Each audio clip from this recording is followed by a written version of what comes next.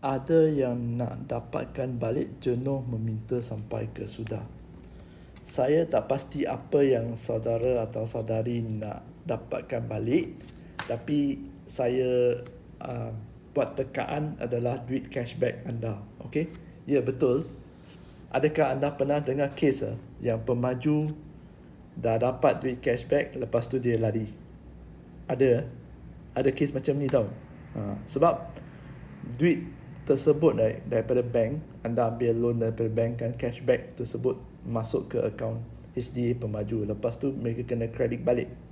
Ada pemaju yang buat hal lah, dia tarik lenggang lama sebab mereka guna duit tu untuk pusingan modal ke, bayar sini bayar sana, gali satu lubang tutup, lepas tu gali lagi satu lubang untuk tutup lubang yang baru.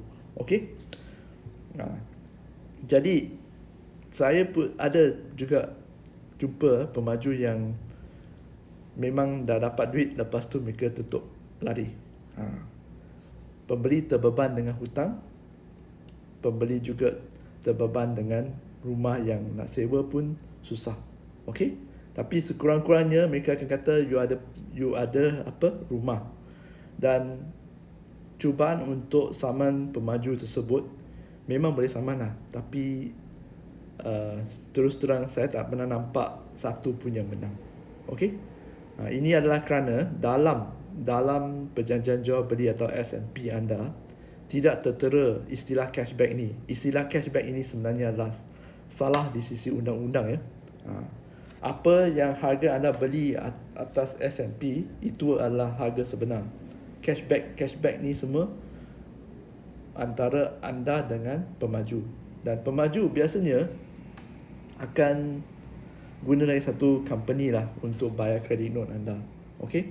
Ini untuk elakkan cukai ke, atau tak nak untuk ikut garis panduan ke, ikut undang-undang kat kertas lah, ikut undang-undang. Tapi kat tepi mereka ada perjanjian dengan anda. Dan perjanjian itu yang pembeli tersebut akan bawa ke mahkamah untuk tuntut. Ya, anda memang boleh tuntut. Tapi kalau dapat duit ke tak, itu tak tahulah. Okey? Sebab ingat ya, lagi sekali saya nak tekankan, dalam perjanjian jual beli anda tidak tertera, tak boleh tulis istilah cashback ke apa ke. Okey? Di kacamata bank, di kacamata kerajaan, di kacamata semua orang, anda beli pada harga yang tertera pada perjanjian jual beli tersebut. Faham ya? Okey. Semoga ini membantu.